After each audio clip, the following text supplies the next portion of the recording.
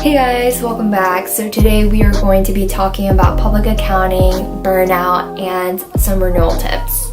So if you want to see more of these videos, make sure you give it a thumbs up and don't forget to hit subscribe. Okay, so the first thing I want to talk about is public accounting and why it's known for long hours. One of the reasons why is because it is a performance metric in terms of evaluation. Because of that, people are willing to work longer hours. The second thing is because it comes with the industry. So if you're in tax, your busy season could be March, April, and then later on in August, September, October.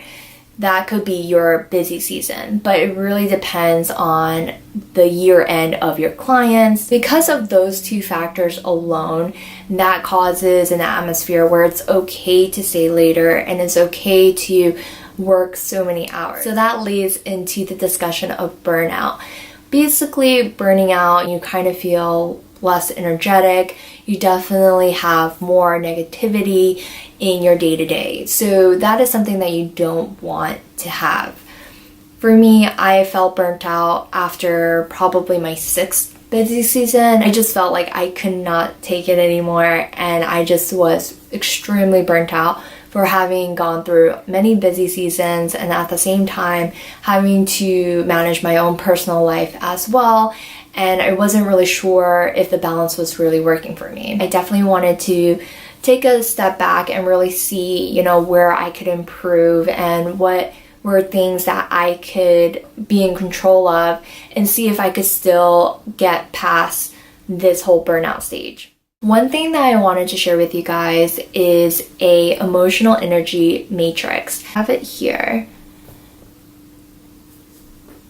So in the emotional energy matrix, we have very high intensity and low intensity, and then positive and negative as well. So when you're in the high intensity positive portion of the matrix, that is called the performance zone. And in the performance zone, basically it's affiliated with emotions such as happiness, excited, thrilled, motivated. So those are very high positive emotions. That's where you want to be in your workplace. The second part, which is the complete opposite, is the high intensity but negative emotions.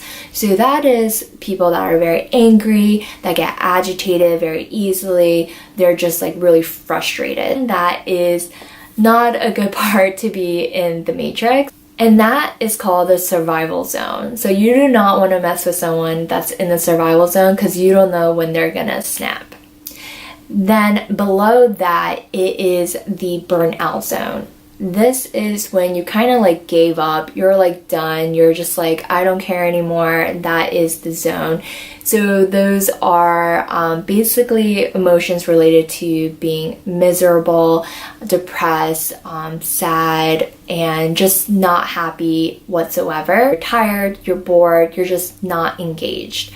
Lastly is the renewal zone, and this zone is where you are actually more calm, you're relaxed, you're refreshed. So those are the emotions that is associated with the renewal zone, and that is something that you could use in order to go back into the performance zone of being positive, happy, motivated, and energetic. So I wrote down some renewal tips that I wanted to share with you guys that I felt really helped me get past this burnout zone. So the first one is self-care / treat yourself. Treat yourself. Treat yourself 2011. It really differs between each person, but it could be anything from getting your nails done, going to a spa, reading a book, going for a jog or a walk, or any of those things. So it's really dependent on you. So you have to figure out first what is your self-care, and then number 2 is when can I schedule in the self-care and basically the frequency and duration of the self-care as well. Number 2 is exercise. Having exercise part of your routine is something that will help you boost your energy, and overall it'll be better for your health. As soon as I come home from work, I change into activewear so that I am forced to go and exercise, and honestly it just takes that one step to really push me to do that, and it's been working very effectively. Number 3 is to go outside. There's something about nature and just being around trees and seeing mountains and all that good stuff, and just being able to get a fresh air. I feel like when you're working in an office, you're always in front of a computer screen. When we go outside and see the outdoors, like, it's just very refreshing to be outside. And that is why I highly recommend, if you have some times throughout the day, whether it's your lunch break or even after work, you could be walking your dog, you can just go for a light stroll with your coworker, or after work your friends, and just doing something outside will definitely help you renew your energy. Number 4 is to talk to someone that you trust and someone that you feel like won't judge you.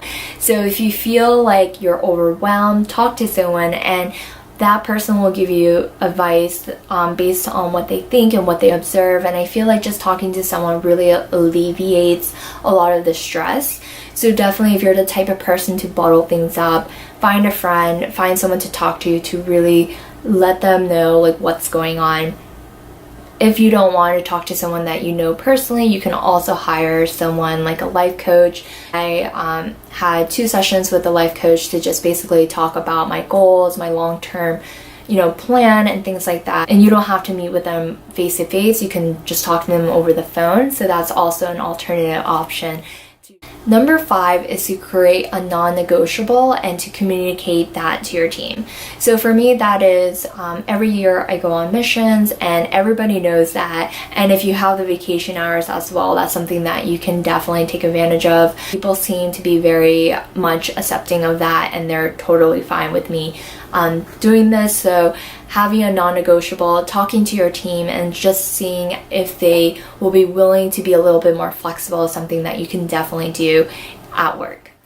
Number 6 is to take a break. We're always on the run. We're always doing to-do lists. We're always trying to plan. We're so busy, and we feel like we don't have time to take a break. But I feel like having time to really take breaks really allows you to reflect more, to really look at where you are right now. And I feel like when you have breaks, whether that be going out for a coffee or just going to the movies one night during a busy time, I feel like that really breaks up the days and it makes it seem less monotonous. The last thing is to reflect. So taking a step back and really looking at the big picture, and also observing your own behavior, as well as having input on what other people think your behavior has been. So if a lot of people are coming back to you and saying like, hey, you look stressed, oh, you look very agitated, or they're just afraid to talk to you, that is a huge indicator that you were in the survival zone in terms of emotions, and that you should probably find ways to go back into the renewal zone so that you can go back to the performance zone. I hope that this video was somewhat helpful for you. If you have your own experience, you can comment down below, and don't forget to hit subscribe, and I'll talk to you guys later.